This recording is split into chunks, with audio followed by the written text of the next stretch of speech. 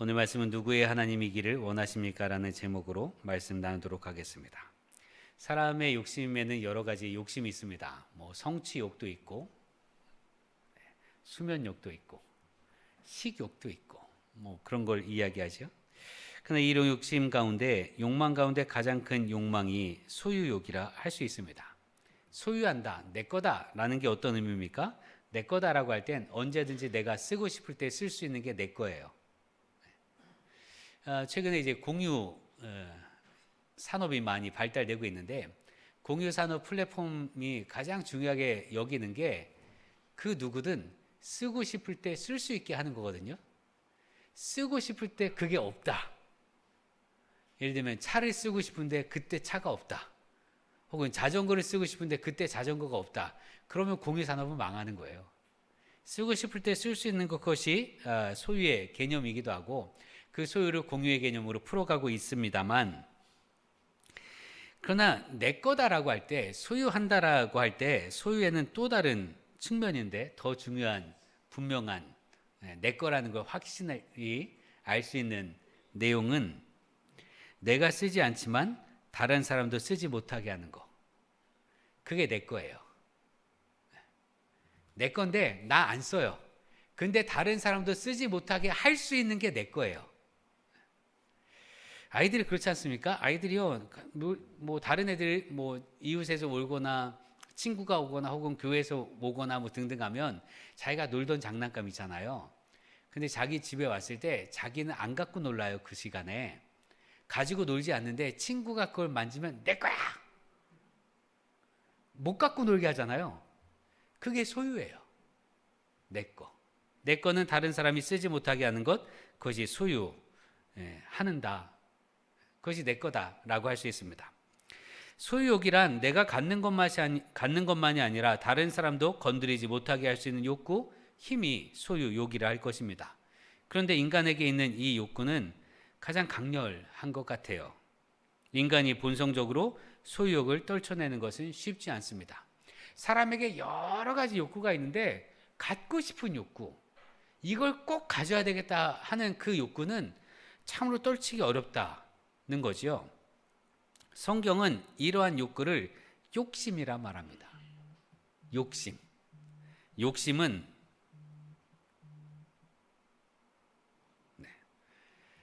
죄라고 단정을 짓지요.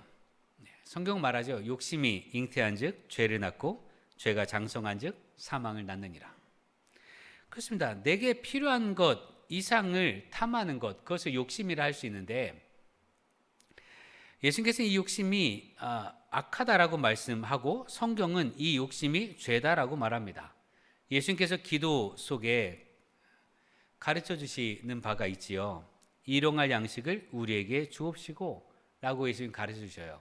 일용할 양식이란 게 뭡니까? 필요한 거잖아요. 필요한 거. 매일매일이든 아니든 간에 나한테 필요한 것 이상의 것을 달라고 하지 말라. 이게 주님께서 가르치신 기도의 핵심인데, 필요한 것 이상의 것을 바라는 건 욕심이다라고 말하는 겁니다. 안전과 생존을 위해서 우리에게 필요한 만큼의 물질, 재화가 어느 정도인지는 이만큼이다라고 말할 수 있지는 않죠. 사회적 통념상 예를 들면 개인의 재산이 얼만큼이면 이 정도는 인정, 그 이상은 불필요한 거, 이렇게 말할 수는 없어요. 각기 다르기 때문이죠. 그러나 나 개인적으로 생각해 볼 땐 나중에 쓰겠지, 언젠간 쓰겠지 하면서 쟁여놓는 건 이거는 필요한 것 이상을 넘어선 것 아닌가. 언젠가 쓰게 될 거라고 쟁여놓으면요, 그 언제가 오지 않는지라 써보지도 못하고 그냥 끝나는 것 아니겠습니까? 그렇습니다. 사람의 욕심, 이 욕심은 죄이고, 이 욕심 때문에 사람에게 갈등이 일어나고, 이 욕심 때문에 사람에게 문제가 생겨나고, 이 욕심 때문에 사람 사이의 관계에 갈등과 전쟁과 다툼이 일어난다라고 말하지요. 사회학자이며 인류학자인 유발 하라리는 이렇게 이야기합니다. 인간이 채집 생활에서 경작 생활로 넘어오면서 계급이 생겨나고 차별도 생겨났다. 채집하다가 이렇게 따먹는 거 있잖아요. 이렇게 따먹다가 경작을 하면서부터 차별이 생겼다는 거예요. 계급이 생겨나고. 경작이라는 게 뭡니까? 예를 들면 여러분 사과 씨 하나를 심으면 사과나무에서 사과 하나 나요? 사과나무에서 사과 하나 나냐 이거예요. 하나. 아니요. 씨앗인데 하나를 심으면 하나 그대로 나는 경우는 없어요. 그렇죠? 하나를 나면 여러 개 납니다. 하나를 심으면 여러 개 나요. 이 말은 뭔가 하면 남는 게 생긴다는 얘기예요. 나는 사과 하나만 먹어도 되는데 그 사과 하나 심었는데 10개가 났어요. 그럼 나 하나 먹고 9개가 남잖아요. 그럼 저장해 놔요. 저장해 놓는데 어떤 사람은 사과를 먹지 못하는 사람이 있단 말이죠. 그러면 그 사람은 어떻게 해야 됩니까? 그에게 가서 사과를 사거나 자기의 일품을 팔거나 해서 사과를 얻어야 되잖아요. 그러니까 종속관계가 생기는 거예요. 없는 사람은. 그래서 필요한 것 이상을 열매를 걷게 되었고 재배해서 보관하면서 더 많이 보관하는 사람과 일용할 양식이 없어서 보관하는 사람에게 빌리거나 자신이 갖고 있는 것과 바꾸거나 이러면서부터 계급이 생겨났다. 이렇게 유발 하라리는 지적을 하는데, 그러나 인류 역사를 보면 말이죠. 고대 사회에 벽화 속에서도 보면 그때도 채집하던 때였는데 그때도 더 많이 거두는 사람이요, 힘 있는 사람이었어요. 사냥을 나갈 때 힘 있는 사람, 그 힘센 사람이 대장을 했지, 그 힘없는 사람은 대장이 띄워주는 걸 먹고 사는 거예요. 그러면 그가 다른 형태로 대장을 돌보고 다른 형태로 대장을 섬기게 되었지요. 무엇을 말씀하고자 하는가 하면 인간은 인간의 욕구로부터, 타락한 인간의 욕구로부터 인간의 죄는 늘 그래왔다는 겁니다. 사람은 더 많이 가지려 했고 더 많이 가지는 사람은 위세를 떨었고 덜 가진 사람은 고난을 당했고, 그런데 덜 가진 사람이 그걸로 끝나는 것이 아니라 덜 가진 사람은 더 많이 가지려고 노력했고, 이 욕구는 끊임이 없다는 얘기예요. 이 욕심은 끊임이 없습니다. 초대교회를 보면 초대교회 때 사람들이 자기의 것을, 자기 재산을 팔아서 교회를 가지고 왔어요. 그리고 필요한 만큼 나눠줬습니다. 그런데 초대교회잖아요. 성령의 임재를 체험한 사람들입니다. 그리고 예수를 믿은 사람들이고 정말 새로운 교회가 생겨나서 우리 정말 신실하게 믿어야 되겠습니다 했던 사람들이에요. 전부 그런 사람들만 모였는데, 그런데 아나니아와 삽비라는 사람이 어떻게 합니까? 자기 걸 팔았는데 감춰놔요. 왜요? 욕심 때문에. 그러니까 믿음을 갖고 있는 사람들조차도 욕심을 떨쳐내기가 참 어렵다라고 말하는 게 성경의 가르침입니다. 그래서 우리는 늘 기도해야 됩니다. 주님, 내 욕심에 내가 넘어가지 않게 하여 주옵소서. 내 욕심에 내가 굴복하지 않게 하옵소서. 그래서 내 욕심으로 죄를 키우고 죄를 키워서 내가 사망에 이르지 않게 하여 주옵소서 늘 기도하는 우리가 되기를 바랍니다. 욕심은 죄입니다. 성경의 가르침입니다. 그런데 성경에서 모든 소유욕은 죄라고 말하는데 소유욕을 바라라고 권면하는 부분이 있습니다. 개인의 소유욕이 모인 공동체의 소유욕을 신앙생활의 필수 부분으로 말하고 있는 부분이 있어요. 개인의 욕심만이 아니라 우리라고 하는 이 공동체가 가져야 될 욕심, 그런 게 있다는 거예요. 버려야 될 욕구, 버려야 될 것이 욕심인데 도리어 그 욕구를 찾아가야 한다라고 말한 부분이 있습니다. 그것이 어떤 겁니까? 하나님과의 관계입니다. 하나님과의 관계. 성경은 말이죠. 하나님께서 말씀하신 바가 이거예요. 너희는 하나님을 사랑하라.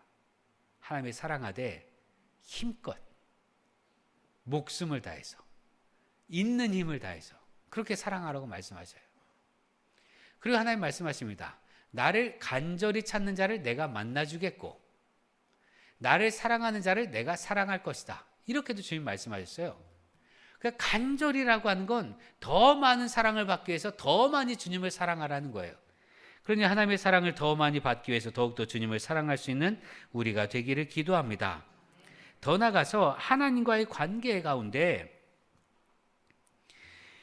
이 하나님을 나의 하나님으로 받아들이고 나의 하나님의 은혜를 더 많이 받고 나의 하나님의 역사하심을 더 많이 체험하고 그렇게 하라고 성경이 가르쳐주고 있는 거예요. 오늘 읽은 말씀은 요단강 동편에서 요단강을 건너서 서편 가나안에 들어가기 전에 모세가 출애굽에서부터 광야 생활을 총정리하며 마지막으로 유언을 남긴 신명기의 말씀입니다. 모세가 이스라엘 백성에게 복과 화, 생명과 멸망의 길을 얘기해 줍니다. 내가 너희 앞에 복과 화, 이쪽은 복이고 이쪽은 화이고 이쪽은 생명이고 이쪽은 멸망이고 죽음이고 이 길을 너희 앞에 두는데 이걸 선택하는 건 너희의 자유다 라고 이야기하는 거예요. 그리고 선택을 해주는데 오늘 말씀에서 주목할 부분이 모세가 하나님을 이 사람들에게 어떻게 부르느냐, 이 부분이 주목할 만한 부분입니다. 여러분, 이스라엘 백성에게 하나님은 누구의 하나님입니까?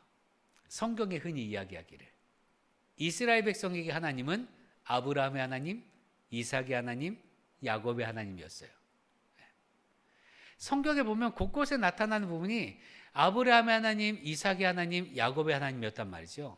이게 그들이 전적으로 고백하는 신앙 고백이었어요. 그 속에서 하나님께서 모세를 부르셨을 때 모세가 내가 이스라엘 백성에게 가서 이집트에 노예 생활하고 있는 이스라엘 백성에게 가서 우리 조상의 하나님이 나를 보내셔서 너희를 이집트에서 보내게 하셨다, 내보내게 하셨다, 이집트에서 나오게 하실 것이다 라고 말할 때 그 사람들이 우리 조상의 하나님의 이름이 뭡니까? 라고 물으면 내가 뭐라고 대답해야 됩니까? 라고 묻거든요. 그 당시의 이름은 그 존재 자체예요. 다른 설명이 필요 없어요. 이름이 그냥 그 존재 자체예요. 모세라고 하는 이름이 뭡니까? 건져냈다라는 거잖아요. 그러니까 모세도 건져냄을 받았고 모세라는 이름 자체가 건지는 사람이에요.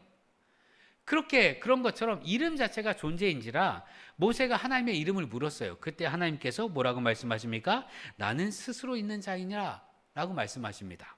영어로는 I am who I am인데 이게 히브리어는 야훼라고 추정되는 모음이에요. 이스라엘 백성이 하나님의 이름을 거룩하게 하나님의 이름을 망령되이 일컫지 말라 하는 말씀을 듣고 하나님의 이름을 부르지 않았어요. 그러니까 히브리어는 자음만 있는데 이거를 발음해야 되는데 발음은 전승돼서 발음하는 거거든요. 모음이 없어요. 그러니까 자음만 보고 알아서 발음을 하는 건데 이 야훼라고 추정되는 하나님의 이름을 발음할 줄을 몰라요. 그래서 그 부분이 나타나면 여호와, 아도나이, 여호와가 아니라 아도나이, 주님이라고 불렀단 말이죠. 그런데 모세가 하나님의 이름을 들었잖아요. 그런데 이스라엘 백성에 가서 하나님의 이름을 안 알려줘요. 하나님의 이름을 말하는 게 아니라 우리의 조상 아브라함의 하나님, 이삭의 하나님, 야곱의 하나님을 얘기합니다. 그것만으로 충분했으니까. 그런데 그 말을 들었던 이스라엘 백성들은 하나님을 나의 주 또는 아도나이, 야훼, 여호와라고 부르지도 않고 하나님을 아브라함의 하나님, 이삭의 하나님, 야곱의 하나님으로 부르거나 또는 더 나가서 모세의 하나님으로 불렀다는 거예요. 광야 생활하는 동안 이스라엘 백성은 하나님을 모세 선생님의 하나님으로 불렀습니다. 하나님의 광야에서 시내산에 임하실 때 천둥과 번개 가운데 임하시잖아요. 하나님 말씀하시니까 이스라엘 백성이 무서웠어요. 그래서 이스라엘 백성이 뭐라고 합니까? 모세 선생님이요, 우리가 하나님의 말씀을 직접 들으면 죽을 것 같습니다. 그러니 모세 선생님이 하나님의 말씀을 듣고 그 말씀을 우리에게 대신 전해 주십시오. 이렇게 요청을 해요. 그때로부터 이스라엘 백성의 하나님은 모세의 하나님이에요. 그런데 오늘 말씀 보십시오. 30장 16절 보면 곧 내가 오늘 내게 명령하여 내 하나님 여호와를 사랑하고 그 모든 길로 행하며 그의 명령과 규례와 법도를 지키라 하는 것이라. 그리하면 내가 생존하며 번성할 것이요 또 내 하나님 여호와께서 내가 가서 차지할 땅에서 내게 복을 주실 것임이니라. 너희 하나님이라고 말합니다. 아브라함의 하나님, 이삭의 하나님, 야곱의 하나님 여호와께서 너희들이 가서 차지할 땅에서 너희들에게 복을 주실 것이다 말씀하지 않고요. 너희 하나님이라고 얘기해요. 너희 하나님. 하나님, 세상을 만드신 하나님 혹은 우리 조상의 하나님이 아니라 우리와 관계를 맺으시고 우리와 언약을 맺으신 하나님으로 받아들일 때 우리의 삶이 달라지기 때문에 그렇습니다. 그럴 때 하나님의 다른 모습으로 우리에게 다가오기 때문에 그래요. 나의 하나님이 될 때 우리는 하나님과 더욱 친밀한 관계를 맺게 됩니다. 폴 트루니에라고 하는 신학자이기도 하고 정신분석학 의사인 이 박사가 예수를 믿지 않던 친구가 예수를 믿겠다고 해서 이야기한 부분이에요. 트루니에의 친구가 와서 물었습니다. 믿음을 갖기 위해서 어떻게 해야 되느냐?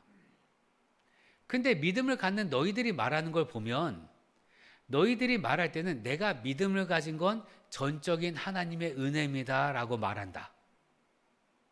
너희가 신앙을 갖는 게 이건 하나님의 은혜입니다 라고 말하는데 그럼 내가 어떻게 신앙을 가질 수 있냐 이거예요.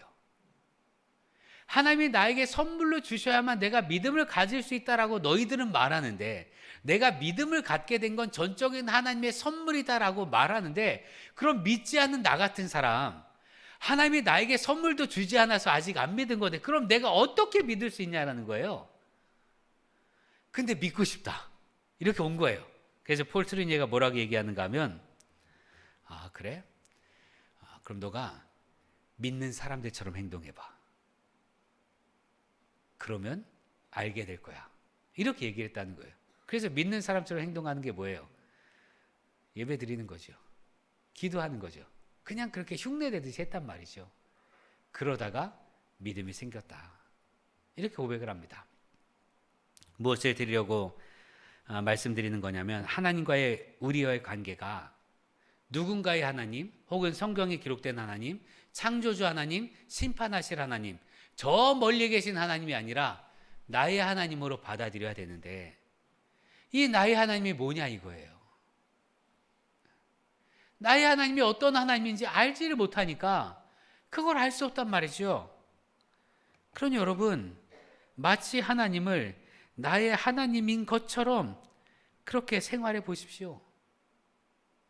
그러면 나의 하나님이 주신 은혜를 체험하게 될 줄로 믿습니다. 나의 하나님인 것처럼 믿고 생활하는 게 뭡니까? 여러분 모든 일에 하나님께 기도하십시오. 모태신앙을 갖는 사람들이 대부분 겪는 게 그거예요. 하나님은 우리 어머니 하나님 또는 우리 아버지 하나님이죠. 저도 어릴 때 그랬어요. 어머니가 기도하면 다 응답된다는 거예요. 어릴 때. 근데 나는 기도해도 응답되지 않는 게 있었단 말이죠.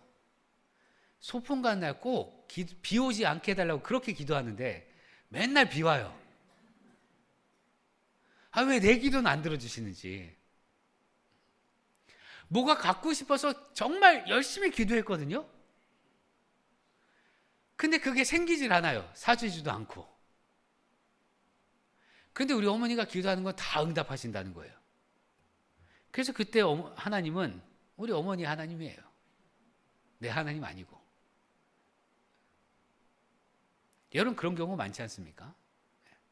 여러분 이스라엘 백성들이 그랬단 말이에요. 하나님은 아브라함의 하나님이고 이삭의 하나님이고 야곱의 하나님이고 출애굽한 백성들에게 하나님은 모세의 하나님이에요. 자기들의 하나님이 아니라. 자기들이 직접 기도할 수 있는 게 아니라 모세 선생님 우리 죽게 생겼습니다. 기도해 주십시오라고 했던 게 이스라엘 백성이란 말이죠. 그런데 모세가 이제 광야 생활을 정리하고 가나안에 들어가게 될 텐데 야 너희들 가나안에 들어가면 너희의 하나님이야. 너희가 직접 기도할 수 있는 하나님이고 너희가 직접 간구할 수 있는 하나님이고 너희가 직접 부르짖을 수 있는 하나님이다. 이렇게 말씀하는 거예요.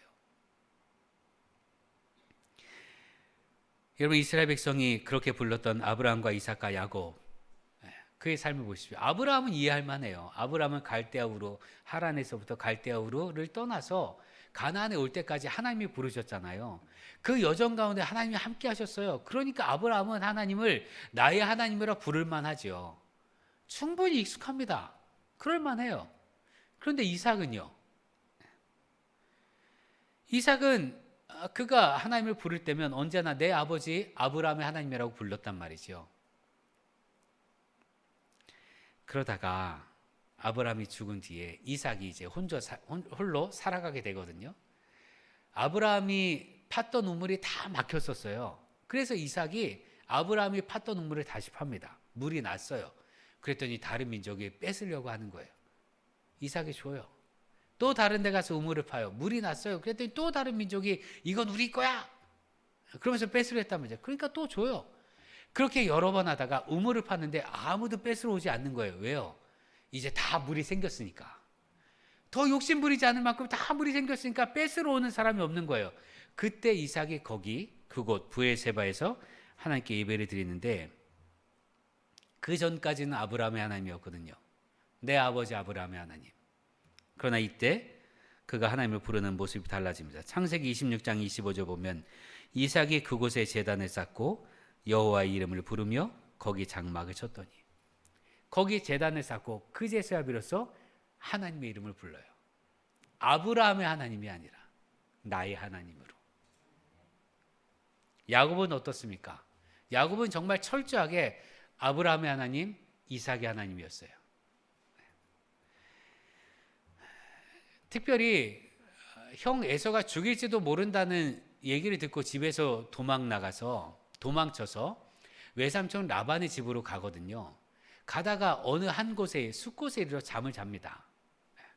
그곳에 이르러 잠을 자는데 거기서 하나님을 만나서 그곳 이름을 벳엘, 하나님의 집이라고 이름을 짓잖아요. 그 이유가 그거예요.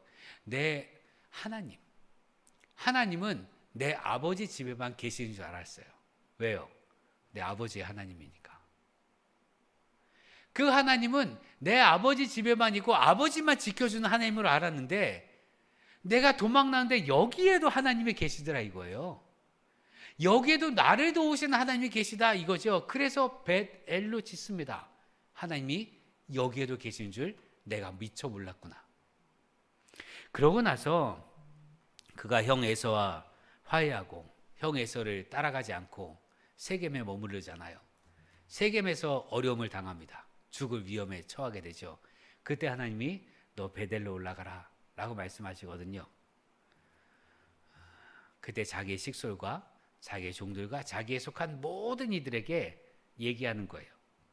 창세기 35장 3절을 보면 우리가 일어나 베델로 올라가자. 내 환난 날에 나에게 응답하시며 내가 가는 길에 나와 함께 하신 나의 하나님께서 내가 거기서 제단을 쌓으려 하노라.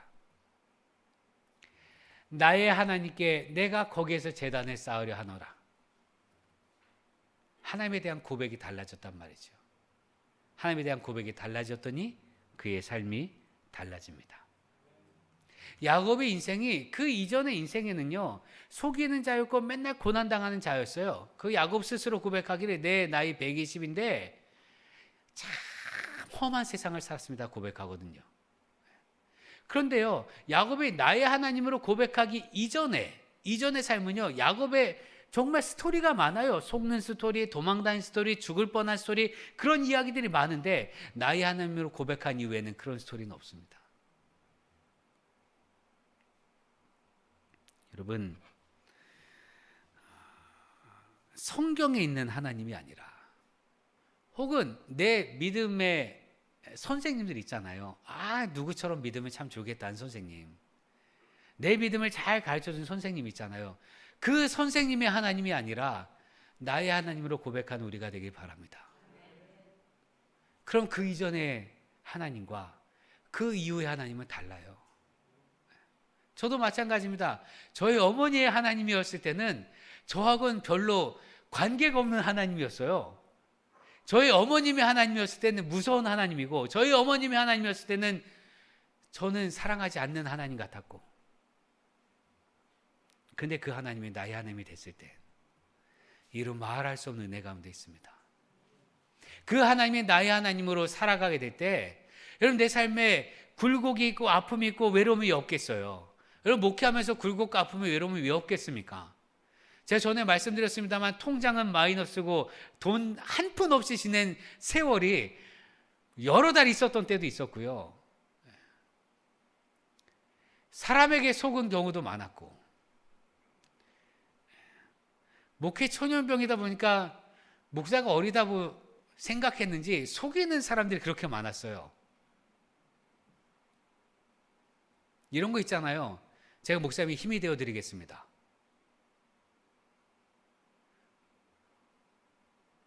그리고 정말 큰 낙심을 주고 간 사람들.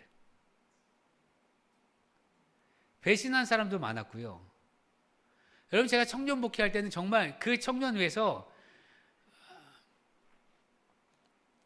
제가 할 수 있는 모든 걸 다 쏟아서 그 청년을 사랑했어요.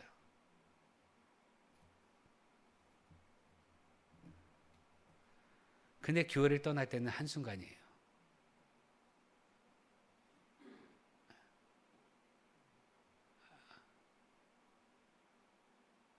그때의 그 충격과 그때의 아픔과 그때의 괴로움은요, 여러분 말할 수가 없어요.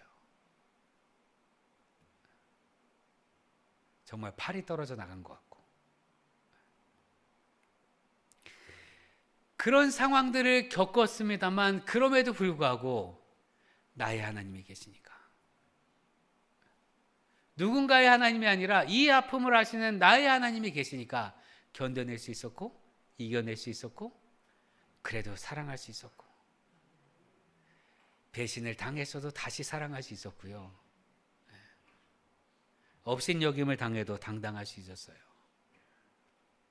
내 하나님이니까, 내 하나님이 곁에 계시니까, 내 하나님이 이거 다 알고 계시니까, 내 하나님이 이거 다 보고 계시니까, 내 하나님이 이 상황을 이겨내게 하실 줄 믿으니까. 하나님이 만약에 성경 속에 있는 하나님이었다면 이겨내기 어려운 시간이었을 거예요.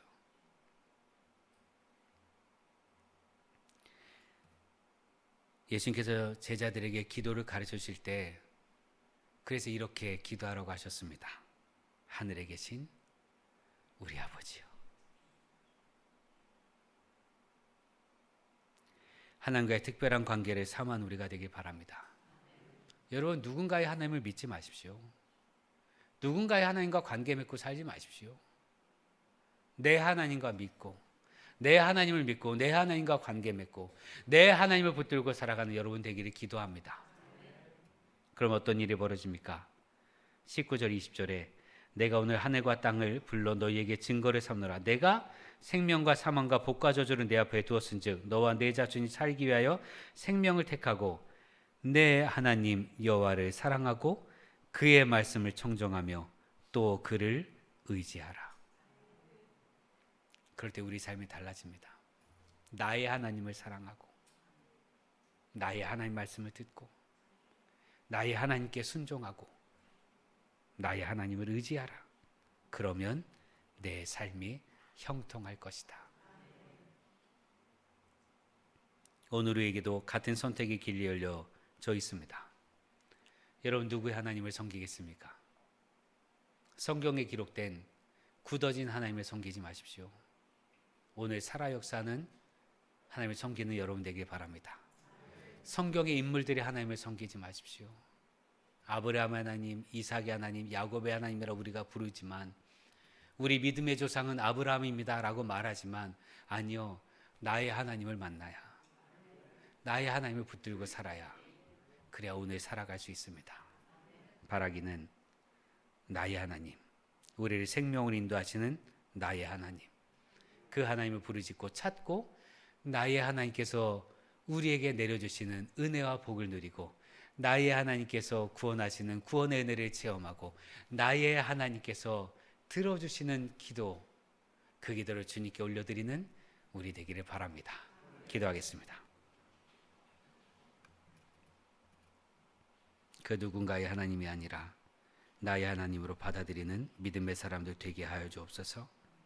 나의 하나님, 오 나의 하나님, 그 하나님 앞에 우리가 솟사오니 우리를 품에 안아주시고, 오 나의 하나님, 우리가 주님께 기도하니 우리 기도에 응답하시고, 오 나의 하나님, 우리가 하나님께 우리의 모든 것 올려드리니 받으시고, 오 나의 하나님, 우리 삶을 주님께 맡겨드리니 주님께서 우리 삶을 책임져 주시고 오 나의 하나님, 우리 이 아픔과 힘겨움을 주님께 아뢰오니 이 모든 아픔과 힘겨움을 이겨내게 하시고 승리하게 하여 주옵소서. 예수님의 이름으로 기도합니다. 아멘.